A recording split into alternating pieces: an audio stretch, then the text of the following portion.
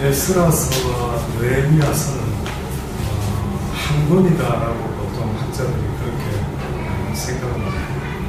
여기 쓴 사람은 에스라, 느헤미야다라고 이렇게 나누기는 하지만, 그러나 원래 이 책은 주제도 똑같고 또 같은 시대, 같은 사건들을 언급하고 있기 때문에 대부분의 학자들이 에스라서와 느헤미야서는 한 권의 책이다라고 그렇게 봅니다. 이스라엘 백성들이 예루살렘으로 다시 이제 돌아오는 날이 생기는데 한 번에 다 돌아온 것이 아니고 3차에 걸쳐서 돌아옵니다. 1차 때 포로기한 때는 스룹바벨, 예수아라고 하는 사람과 함께 이스라엘 백성들이 귀환을 하게 되고, 또 우리가 지난 시간에 봤던 에스라, 그가 2차 포로 귀환 때 돌아옵니다.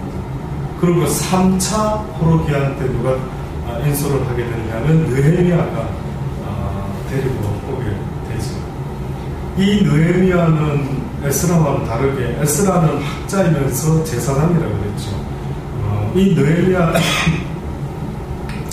느헤미야는 아닥사스다 왕 때, 오늘 읽었던 맨 마지막에 언급했습니다. 술관원이다라고 이야기합니다. 다시 말해서 어떻게 보면 유다의 총독의 지위까지 갖게 되고요. 예루살렘 성벽 재건의 실질적인 지도자가 바로 이 느헤미야였다라고 말할 수가 있습니다. 도대체 이 느헤미야라고 하는 이 사람이 어떤 사람이길래 그가 하나님 앞에서 쓰임을 받을 뿐만 아니라 많은 이스라엘 백성에게 오히려 왕도 아니면서 이스라엘의 여러 왕들은 그렇게 영향을 끼치지 못했는데, 오히려 느헤미야는 수많은 이스라엘 백성들에게 영향을 끼치게 됩니다. 잃어버렸던 하나님에 대한 그 말씀들, 이것을 에스라와 느헤미야가 이스라엘 백성들에게 다시 회복시키며 가르치는 일들이 생기게 됩니다. 느헤미야라고 하는 이름의 뜻은 여호와는 위로자다라고 하는 이름의 뜻을 갖고 있습니다.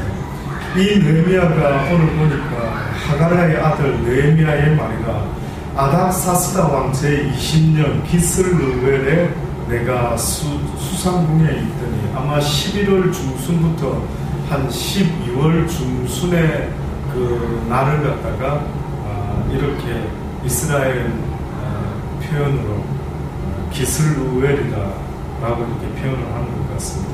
당시의 왕들이 추울 때는 좀 따뜻한 곳으로, 또 너무 더울 때는 또 조금 더 나은 곳으로 또 이렇게 아마 조금씩 옮겨서 지냈던 모양입니다. 수상궁에 있었는데, 나의 한 형제 중 하나니가 두 사람과 함께 유다에 이르렀기로 내가 그 사로잡힘을 면하고 남아있는 유다 사람과 예루살렘 형편을 물어보게 됩니다.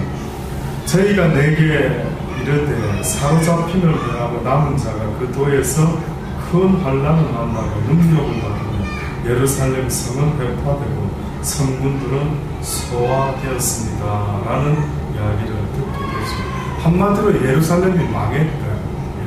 더 이상 거기에 있는 백성들조차도, 남아있는 백성조차도 자기들의 삶을 지킬 수가 없을 정도로 늘 삶이 핍박을 당하고 침략을 당하고 온갖 환난과 어려운 풍파 속에서 지내고 있습니다 라고 하는 이야기를 자기 형제 하나니가 이야기를 해주게 됩니다. 이때 느헤미야가 이 말을 듣고요, 어떤 심정을 가지게 되느냐면은 자기 민족 이스라엘의 이 망한 모습을 다시 한번 떠올리면서 울고, 앉아서 울고 수일 동안 슬퍼하며 하늘의 하나님 앞에서 금식하며 기도해요. 에스라하고 비슷한 모습을 취하죠. 에스라도 자기 문제가 아닌데 자기 민족의 망해가는 모습을 보고 그도 애통하고 하나님께 부르짖었던 것처럼, 어떻게 보면은 자기 자신을 위해서 기도하는 사람은 세상에 많습니다. 내 가족을 위해서 기도하는 사람도 세상에 많습니다. 자기 사랑하는 사람도, 아내와 남편, 아이들을 위해서 기도하는 사람은 세상에 많이 있습니다. 그런데 자기 민족을 위해서 기도하는 사람이 과연 얼마나 있을까? 민족을 위해 애통해하며 민족의 죄를 자기의 죄처럼, 이사야라고 하는 그 선지자들은 어떻게 보면 하나님 앞에 그 크고 비밀한 것을 볼 수 있었던 것도, 그가 하나님 앞에 울부짖었을 때에 그가 하나님의 응답을 받았을 때 했던 반응이 뭐였느냐 하면, 하나님, 내가 이 죄 많은 백성들 가운데 함께 멸망하게 되었습니다. 그것이 바로 그 시대마다 하나님 앞에 깨어있는 자의, 기도하는 자의 모습이다라는 것을 구약 성경은 보여주고 있습니다. 하늘의 하나님 여호와여, 크고 두려우신 하나님, 주를 사랑하고 주의 계명을 지키는 자에게 언약을 지키시며 긍휼을 베푸시는 주여 간구합니다 라고 기도를 시작합니다. 이제 종이 주의 종 이스라엘 자손을 위하여 주야로 기도하오니, 이스라엘 자손의 주 앞에 범죄함을 자복하오니 주는 귀를 기울이시며 눈을 여시사 종의 기도를 들으시옵소서. 나와 나의 아비 집이 범죄하였습니다. 나는 괜찮습니다 이렇게 말한 것이 아닙니다. 결국 그도 알게 모르게 아무리 하나님 앞에서 기도하는 자의 모습을 갖추고 있지만은 과연 하나님 앞에서 내 자신도 얼마나 깨끗할까라고 보았을 때 별반 차이가 없다. 노아 시대에도 노아가 어떻게 보면 죄를 안 지은 완벽한 의인이라고 말할 수가 없습니다. 그가 하나님께 무엇을 이룩했습니까? 은혜를 입었다. 은혜라고 하는 것은 죄를 죄로 보지 않게, 죄의 대가인 사망으로 값을 치러주지 않고 오히려 그 죄에 대한 회개와 긍휼과 모든 것들을 오히려 하나님이 대신하여 주는 이런 은혜가 어떻게 보면은 노아에게 임했기 때문에 노아가 멸망당하지 않을 수가 있었던 것입니다. 그래서 어떻게 보면 기도할 때에 가장 복된 기도 중에 한 가지가 있다면, 하나님 나에게 은혜를 베풀어 주옵소서. 날마다 당신의 은혜를 사모합니다. 그 은혜로 말미암아 살아갈 수 있도록 도와주옵소서. 나의 옳음으로 살아가는 것이 아니라 내가 얼마나 당신에게 대해서 대단하게 열정적으로 기도하고 아주 믿음이 철철한 모습으로 살아가고 있는 거 기억 못하십니까? 라고 하는 것이 아니라 오히려 어떻게 보면은 주의 은혜로 날마다 살아갈 수 있도록 도와주옵소서. 그래서 바울이 위대한 이유 중에 한 가지가 그겁니다. 바울은 내가 나됨이 무엇이라고 말합니까? 하나님의 은혜다.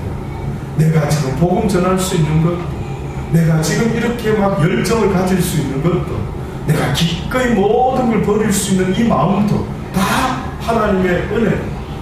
머리부터 발끝까지 내가 나다라고 누군가에게 말할 때에, 나 이런 사람이야 라고 말할 때에 그 내용 전부는 내가 말할 수 있는 게 없다. 이거는 다 하나님이 이렇게 해주셨다. 사람들이 누군가를 좋게 볼 때, 바울을 좋게 볼 때, 위대하신 사도씨, 어째 그리 위대하십니까? 라고 할 때, 당신이 나를 위대하게 보면, 그렇다 한다면 그것은 하나님의 은혜다. 하나님의 은혜가 아닌 것은 내가 당신의 눈에 그렇게 위대하게 보일 수가 없지 않다. 그러니 이 느헤미야라고 하는 이 참 그 시대의 위대한 에스라와 함께 위대한 지도자였던 이 느헤미야도 귀를 기울여 주셔서 눈을 여시사 종의 기도를 들어주시기 원합니다. 그러면서 시작했던 첫 번째 구체적인 내용, 나와 나의 아비 집이 범죄하여 주를 향하여 심히 악을 행하여 주의 종 모세에게 주께서 명하신 계명과 율례와 규례를 지키지 아니하였나이다. 한마디로 이 모든 인생의 문제, 이 모든 이스라엘 백성의 문제, 이 모든 내 가정의 문제, 내 자녀의 문제, 어떻게 보면 모든 것들을 우리가 그 원인이 뭐지요 목사님? 왜 우리 집은 이런 일이 생기고요? 왜 어떤 집에서는 저런 일이 생기고?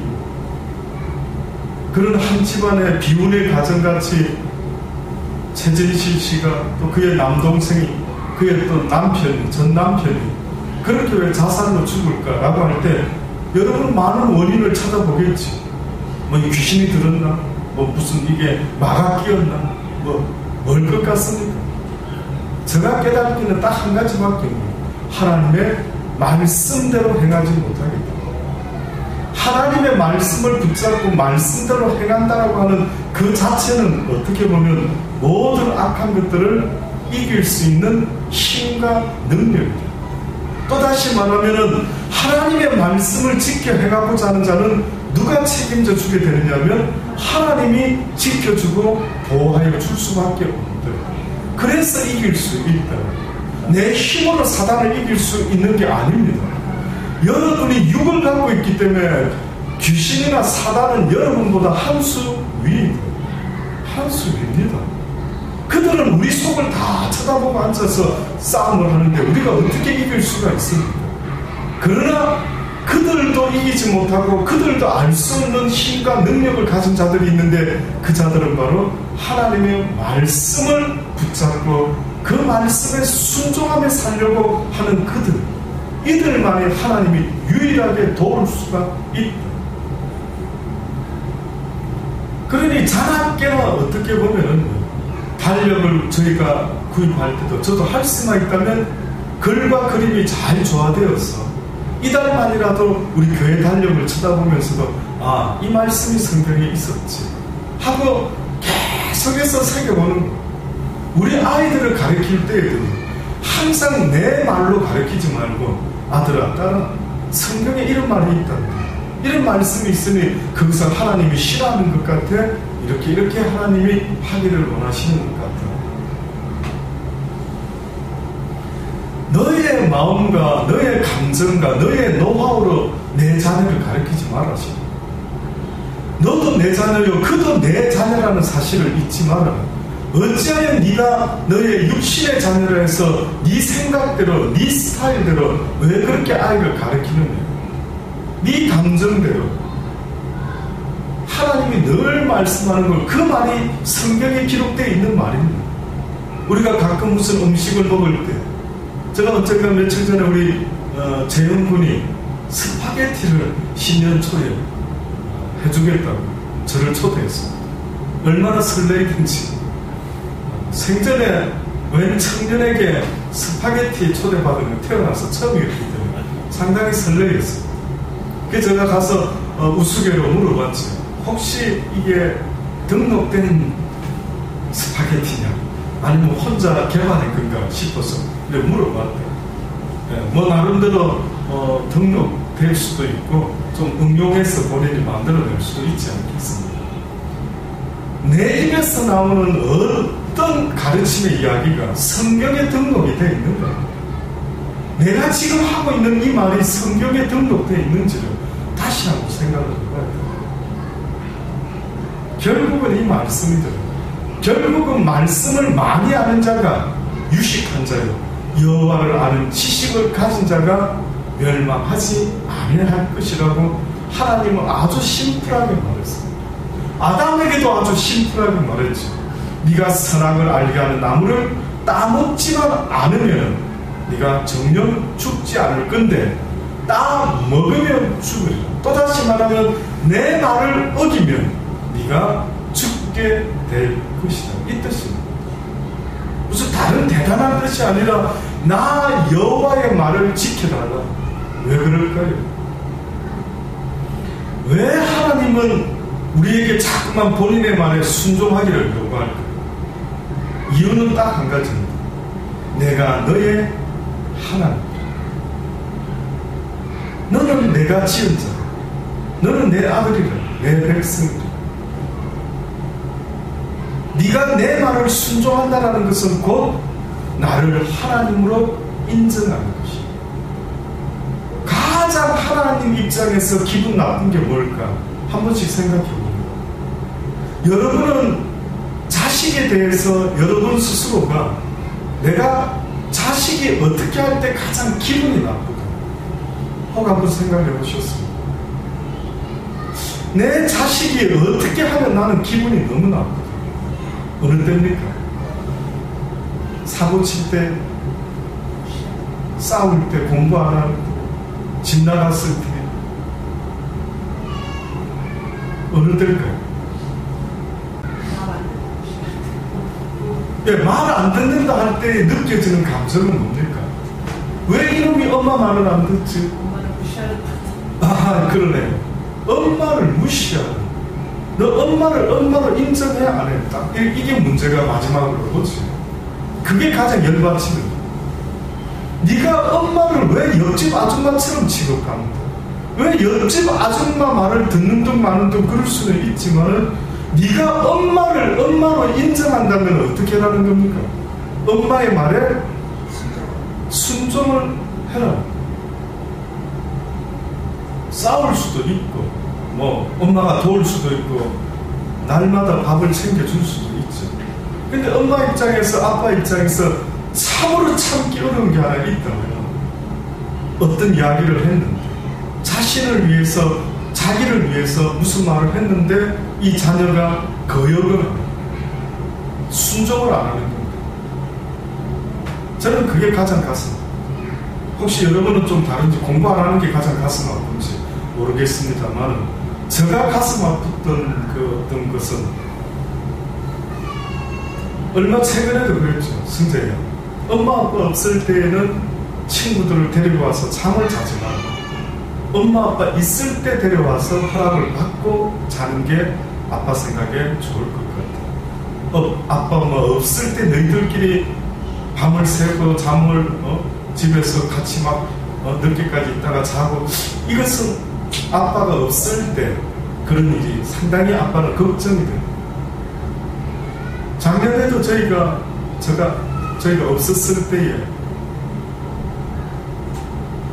가보니까 소파가 부분이 색깔이 탈색이 됐더라고요. 이게 가죽 소파가 밤색깔인데 부분이 색깔이 희한하게 염색을 한 것 같이 탈색이 됐더라고요. 너무 놀라워서 물어봤어요. 이게 승재야 무슨 일이야? 모르겠다. 친구들하고 왔다가 자고 나니까 갑자기 소파가 이렇게 됐다. 그래서 설명 좀 해다. 아빠가 이해하고 싶은데 자고 일어나니까 갑자기 일이 됐나? 이게 어째서 이런 일이 벌어? 뭐 했는데 여기서? 아무것도 한 게 없다. 갑자기 뭐 모르겠대. 이유를 모르. 자기도 모르겠대. 더 이상 말 안 했습니다. 아 그래. 다음부터는 이러지 말고. 다음부터는 그러지 말고. 그러고 했는데 전화를 또 했더니만 저번에 한 번은 늦게까지 안 자고 전화를 받았는데 막 소리가 들리는 거야. 사람 소리인데 아니 누가 왔느냐? 아 뭐 친구가 와. 얼마 전에 아빠가 그렇게 하지 마라 그랬는데 안 잘 그래. 그거 안 자고 막 지금 시간이 몇 시인데 안 자고 뭐 할 거냐. 더 이상 말을 안 했습니다. 그래 마음대로 하고.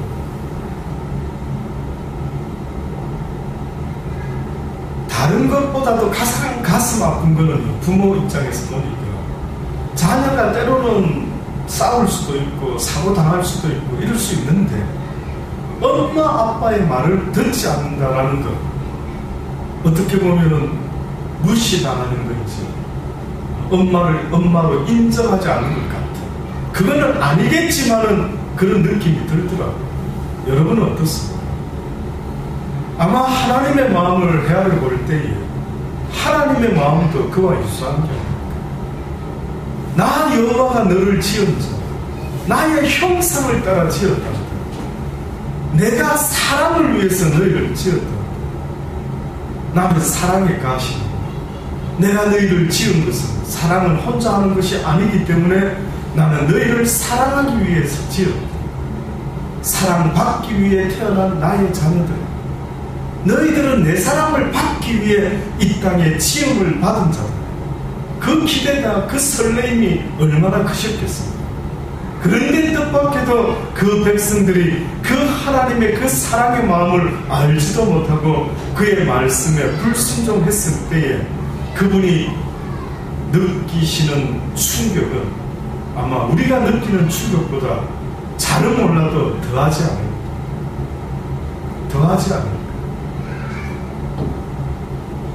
그러니 느헤미야가 하고 있는 이 말은 어떻게 보면 하나님이 깨닫게 하신 말씀 아니겠는가.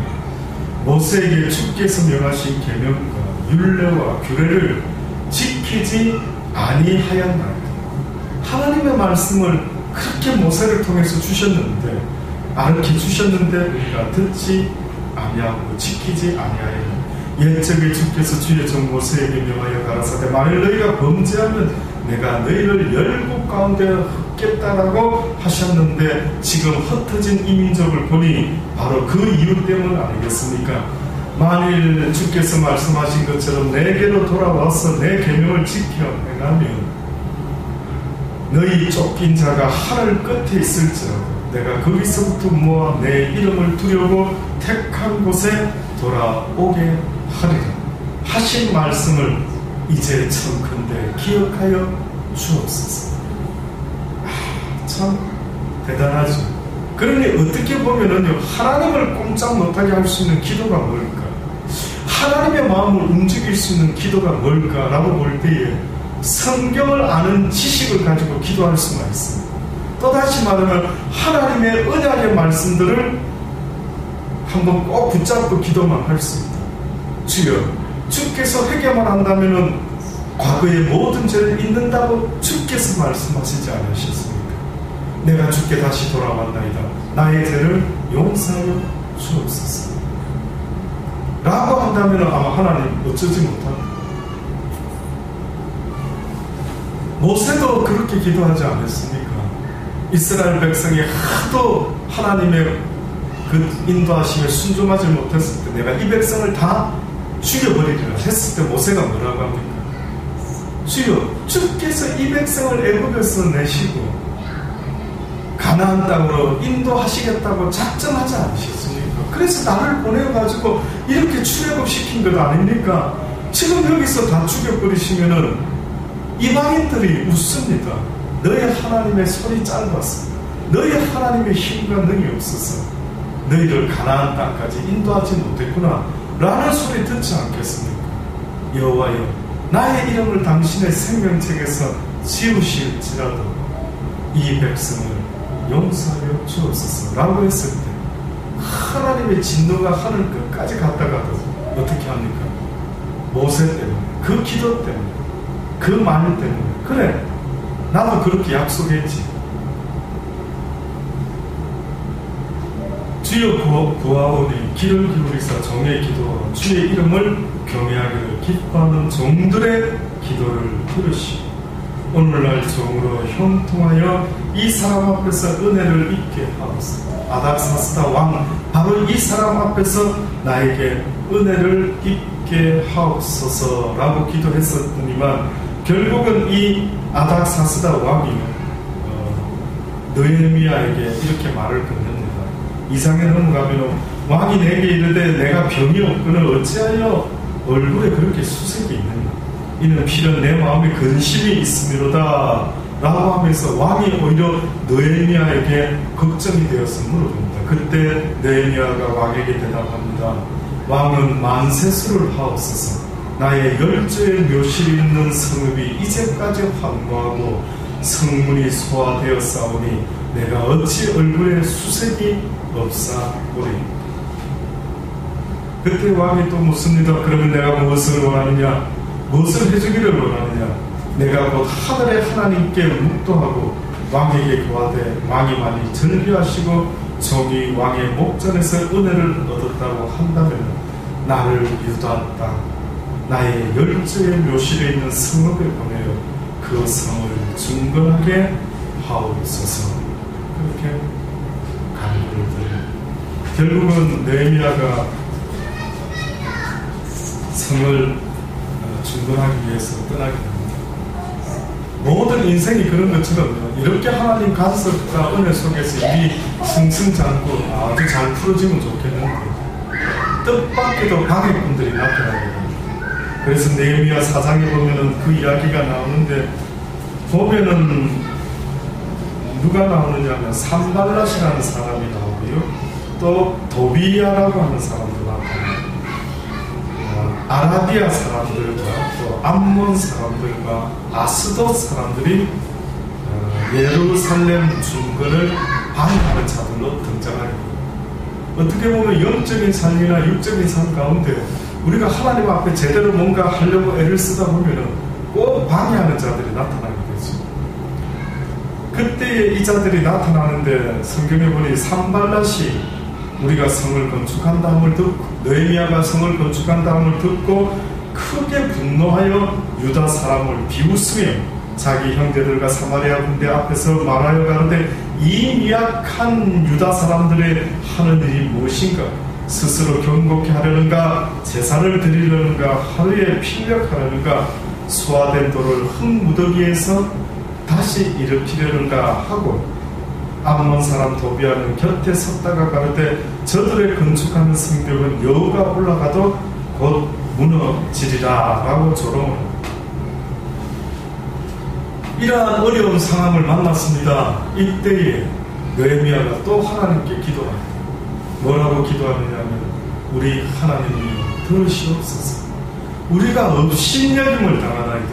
원컨대 저희의 욕하는 것으로 자기 머리에 돌리사 노략 끄이가 되어 이방에 사로잡히게 하시고 주의 앞에서 그 악을 덮어두지 마옵시며 그 죄를 도망하지 마옵소서. 왜 이런 기도를 할 수밖에 없는 줄 아십니까? 이것은 하나님의 뜻, 곧 성령을 해방하는 것과 똑같은 의미가 신약 성경에 성령을 해방하는 자를 결단코 용서할 수가 없고 성령을 해방한 자를 용서해달라고도 기도하지 말아라고 성경은 용서받을 수 있는 죄가 있고 용서받지 못하는 자. 또다시 말하면 구약에서 느헤미야가 어떻게 보면은 하나님의 뜻을 쫓아 이제 무너진 예루살렘의 성전을 구축하려고 하는 이 하나님의 크신 뜻과 섭리를 이루려고 하는데 그 일에 방해꾼이 생긴다 할 때 이것을 뭐 긍휼히 여기고 원수를 사랑하려 했으니 이들을 사랑한다 그 뜻이 아닙니다. 사랑한다라고 할 때 많은 사람들이 어떤 하나님 앞에서 영적인 싸워야 될 대상을 분별하지 못하고 신약 성경에서 내 원수를 사랑해라고 하는 것은 하나님 앞에서 영적인 원수를 말하는 게 아닙니다. 그럼 왜 하나님은 원수를 사랑해라 하셔놓고 왜 사단을 사랑 안 하시는데? 왜 사단을 사랑 안 하십니까? 사단이를 하나님은 대적, 마귀, 원수 뭐라고 말합니까? 본원들은 너희가 무서워 피하지 말고 어떻게 하라고요? 대적하라. 싸울 대상이라. 사랑할 대상이 아니라. 성경에 말하는 원수 사랑이라는 것은 그 뜻이 아니라 네 육신의 눈으로 봤을 때 너 개인한테 피해를 끼치고 네 개인한테 힘들게 하는 자들은 어떻게 보면 하나님의 뜻과 섭리가 있어서 나를 더 연단해서 나를 더 하나님 앞에 정금과 같이 쓰게 하시기 위해서 이끌어 가시는 하나님의 뜻과 섭리가 있다. 그러니 지극히 개인적으로 너에게 힘듦을 주고 하는 어떤 사람에 대해서 원수로 삼지 말고 오히려 긍휼히 여기고 은혜를 베풀어. 그러나 악한 원수 같은 짓이 일어날 때에는 그것은 사랑하는 것이 아니라 단호하게 그것은 알려줘. 누군가가 교회를 핍박하고 누군가가 교회를 무너뜨리려고 하고 누군가가 한 영혼을 실족시키려고 하는 자가 있다면 그것은 영적으로 악한 자의 행실입니다. 그것은 사랑해야 되고 용서해야 될 것이 아니라 어떻게 보면 때로는 대적해야 됩니다. 아마 어떻게 보면 느헤미야는 이들의 이 방해를 아마 영적 싸움으로 보지 않았겠습니다. 그래서 그들의 죄를 도망하지 마소서. 저희가 건축하는 자 앞에서 주의 노를 격동하였습니다. 다시 말하면 우리를 격동시킨 게 아니라 저들은 지금 주의 노를 격동하고 있는 것 아니겠습니까? 라고 이야기를 하죠. 결국은 입성하게 됩니다. 그래서 8장에 보면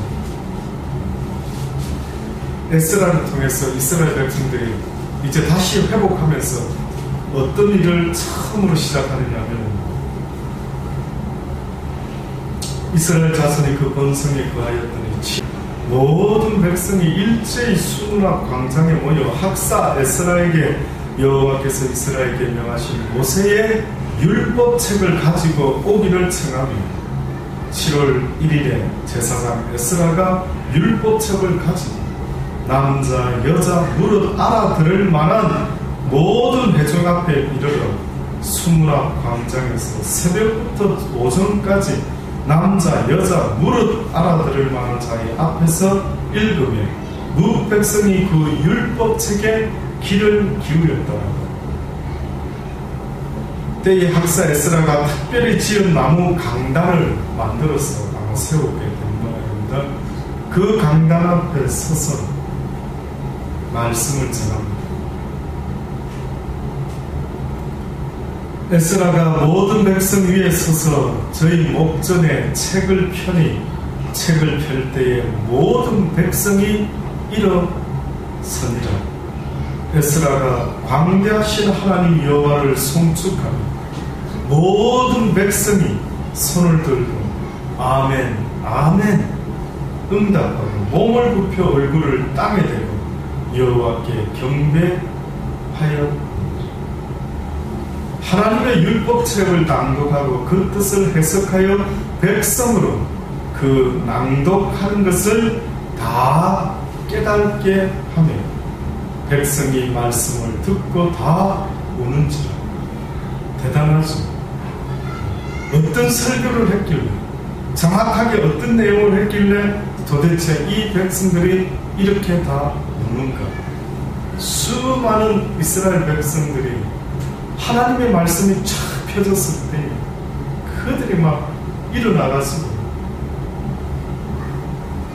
꼭 우리가 성령할 때 일어나서 찬양하는 것처럼, 예배드리기 시작할 때 우리가 일어나는 것처럼 그들이 말씀이 딱 펴지는 순간에 일어나서 그 말씀을 듣는 순간에 모두가 머리를 땅에다 굽히며 절을 하는 그 모습을 한번 상상해 보십시오. 어떤 회개가 일어난 것 같습니다.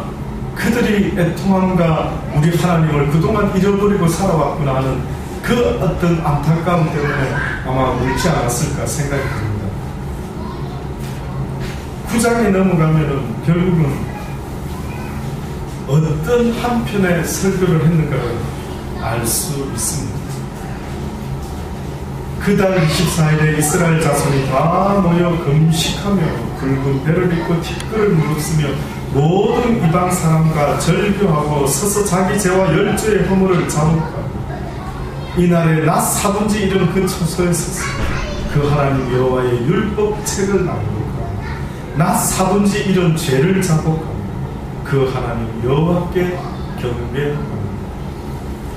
여호와를 경배하는 자의 첫 번째 모습은 자기 죄를 자복함으로 경배합니다. 자기 죄를 자복하지 않고 노래를 잘 불러서 찬양 인도자가 되고 젊은 청년들이 혹 그저 재능이 있어서 하나님을 찬양하는지 모르는데, 하나님을 경배한다라는 그 경배의 의미 속에는요, 하나님 앞에 자기 죄를 깨달고 회개하는 자의 고백입니다. 누가 찬양을 부를 수 있습니까? 구원받은 백성. 누가 하나님을 찬양할 수 있습니까? 자기 죄를 고백하고 구원의 확신과 기쁨이 있는 그들, 이들이 주의 찬양을 부를 수 있지, 재능과 달란트가 있어서 하나님의 찬양을 부를 수 있는 게 아닙니다. 그러니 어떤 경배를 하나님이 기뻐하시느냐 하면은 바로 회개함으로 경배하는 것, 애통함으로 내게 나오는 것, 가슴을 치므로 내게 나오는 것, 자복하는 마음으로 내게 나오는 것. 그러니 예수 믿는 사람들의 모습에 어떤 사람은 예수쟁이들이 날마다 모이며 울고 불고 난리를 할까라고 할 때에 날마다 회개함으로 주께 가까이 나간다는 사실을 그들이 모르고 있기 때문에 그렇습니다. 어떻게 하면 목사님 주님께 더 날마다 가까이 나갈까요? 세례를 받고 이제 내가 죄에 대해서 깨닫고 이제 살아가게 되었는데 어떻게 하면 하나님께 날마다 더 가까이 나아갈 수가 있는 겁니까? 라고 할 때 한마디밖에 할 수 없습니다. 회개하는 순간에 또 조금 나가고 회개하는 순간에 또 조금 나가고 사단은 우리에게 계속해서 죄를 짓게 만들죠. 죄를 안 지을 수 있으면 좋겠는데 죄는 그 누구도 안 지을 수가 없습니다. 문제는 누가 죄를 느낄 때마다 깨달아질 때마다 그 죄를 회개하면서 하나님께 나갈 때 바로 그 자가 죄를 회개함으로 오히려 디딤돌로 삼고 주님 앞에 더 나아갑니다. 거룩함으로 나아간다 할 때 죄짓지 않음으로 나아간다 할 때 완전함으로 나아가는 자 누구 있느냐? 누가 온전함으로 짓게 나가느냐? 과연 누가 이 땅에 의인이 있겠느냐?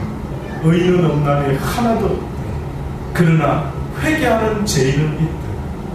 바로 그 회개하는 자의 그 모습이 하나님께서 의인이라 칭해 주시겠다라고 약속을 하셨던 것입니다. 저는 여러분이 오히려 기도할 때마다 혹시나 하나님 내가 알게 모르게 지은 죄가 있습니까? 주님 앞에 회개하기를 원합니다 라고 오히려 기도하는 그 모습은 하나님께 더욱더 가까이 나가는 모습이라는 사실을 잊지 마시기 바랍니다. 나 4분의 1을 죄를 자복하고 나 4분의 1을 성경을 낭독하고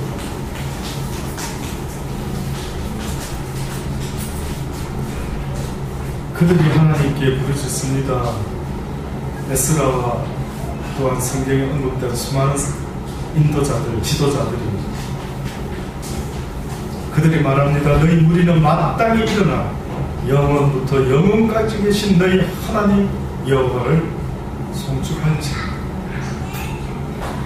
주여 주의 영화로운 이름을 송축할 것은 주의 이름이 존귀하여 모든 송축이나 찬양에서 뛰어나니 오직 주는 여호와시라. 하늘과 하늘들의 하늘과 이럴 성신과 땅과 땅 위의 만물과 바다와 그 가운데 모든 것을 지으시고 다 보존하시오니 모든 천군이 주께 경배하나이다. 여러분, 이런 고백이 나올 수만 있다면 정말 멋진 것 같습니다. 예, 같은 고백을 해도 우리가 누군가가 대한 독립선언문을 낭독할 때에 별거 아닌 것 같은데 그 내용 속에 얼마나 우리 대한민국의 모든 국민들의 가슴을 울리며 그래 우리는 이 민족을 지켜야지, 바로 이걸 위해서 나는 태어났지, 뭐 이런 어떤 사명감을 느끼지 않습니다. 마찬가지로 이 하나님의 사람들이 이스라엘 백성들에게 증가하는 이 메시지를 가만히 들어보면 항상 잊지 말아라. 모든 것을 지으시니가 바로 만군의 여호와, 너희들의 인생을 주관하시니가 여호와시다. 너희의 주권자가 여호와이심을 잊지 말라. 모든 것 위에 뛰어나신 그분, 모든 천군이, 모든 하늘의 군대들이 다 주께 경배하나이다. 주는 하나님 여호와시라. 옛적에 아브라함을 택하시고 갈대아 우르에서 인도하여 내시고 아브라함이라는 이름을 주시고 그 마음이 주 앞에서 충성됨을 보시고 더불어 언약을 세우사 가나안 족속과 헷 족속과 아모리 족속과 브리스 족속과 모든 그 족속들을, 족속의 땅을 그 시에게 주리라 하시더니 그 말씀대로 이루셨사오니 주는 의로우시니라. 주께서 우리 열조가 애국에서 고난받는 것을 감찰하시고 홍해에서 부르짖음을 들으시고 이적과 기사를 베푸사 바로와 그 모든 신하와 그 나라 온 백성을 치셨사오니 이는 저희가 우리 열조에게 교만히 행함을 아셨습니다. 오늘날과 같이 명예를 얻으셨나이다.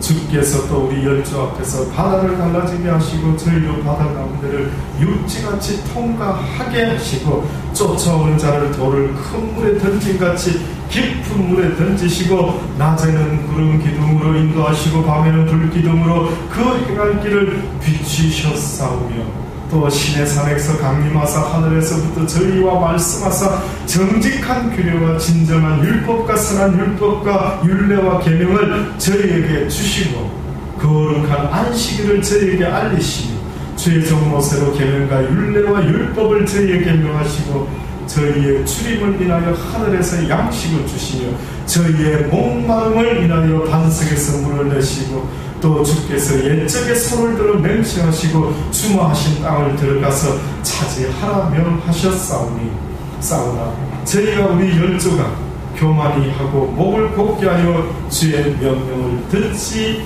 아니했다라고 설교를 쭉 하고 있습니다. 완전히 이스라엘의 한 역사를 설교하고 있죠. 무엇이 문제인지, 원래는 어땠는지 다시 한번 이스라엘 백성들에게 그 하나님이 우리 열조와 무슨 약속을 하셨는지 이야기를 하고 있습니다. 오늘 이 시간에도 여러분에게 전하기를 원합니다. 그들의 열조와 약속한 것만이 아니라는 것입니다. 성경은 오늘 이 시대에도 아브라함의 자손이 누구냐? 이스라엘 백성입니다. 아니죠. 모든 믿음의 자손들이 다 아브라함의 자손입니다. 누구든지 내가 아브라함과 약속한 것을 지키는 자들, 자손 만대까지 내가 복을 베풀지만 나 여호와의 명령과 규례를 지켜 행치 아니하는 자들에게는 내가 극에 상응하는 벌을 내리는 것입니다. 이것이 성경 전체의 이야기입니다. 하나님의 계명은 딱 한 가지입니다. 뜻밖에도 나 여호와를 사랑하라. 내가 너희를 사랑하는 것 같이 너희도 나 여호와를 사랑해야만 합니다. 왜냐하면 내가 너희를 지은 이유가 바로 그것이기 때문에. 너무나 간단하고 너무나 우리도 좋은 건데 나를 사랑하는 자는 내 계명을 지키지 않게. 그러니 착한 자식은 부모가 말했는 것을 듣고 행하지 못할 때 그것이 너무 미안하고 죄송한 겁니다. 성경에 그런 예를 듭니다. 한 아들이, 큰 아들이 부모가 야 밭에 가서 일 좀 하지. 예 아버지 알겠어요. 그러고 갔단다. 그런데 그가 간다고 해놓고 가지 않았단다. 둘째 아들에게 불러서 아버지가 내야 둘째야 너도 가서 밭에서 일 좀 하지. 아버지 싫어요. 왜 자꾸 저한테 시키십니까? 그러고 안 갔습니다. 그런데 그가 가만히 뉘우치고 생각하기를 아빠가 저렇게 말씀했는데 순종해야지. 그리고 그가 중간에 깨닫고 밭에 일하러 갑니다. 누가 부모의 말에 순종한 자. 처음에는 비록 거역했다 할지라도 결국은 그 아비의 말을 쫓았을 때에 그 아비가 기뻐하는 자가 되지 않게 너희도 그리 기도하시겠습니다. 하나님 그렇습니다. 수많은 역사 속에서 하나님은 딱 한 가지만 말씀하셨죠. 나의 계명을 지키라. 내 계명은 내가 너희를 이렇게 사랑하는 것처럼 너희도 나를 사랑하라. 목숨과 마음과 힘과 뜻을 다하여 나 여호와를 사랑하는 자를 내가 사랑할 것이다. 그 사랑으로 내 이웃을 내 몸과 같이 사랑하라. 그 하신 주의 말씀 다시 가슴에 새기게 하여 주옵소서. 아버지의 말씀을 지켜 행하는 것이 애쓰는 것이 곧 주를 사랑하는 것이 잊지 말게 하시고 그 말씀에 늘 순종하는 하나님의 기뻐하는 자녀들이 다 되게 하여 주옵소서. 감사합니다. 예수님의 이름으로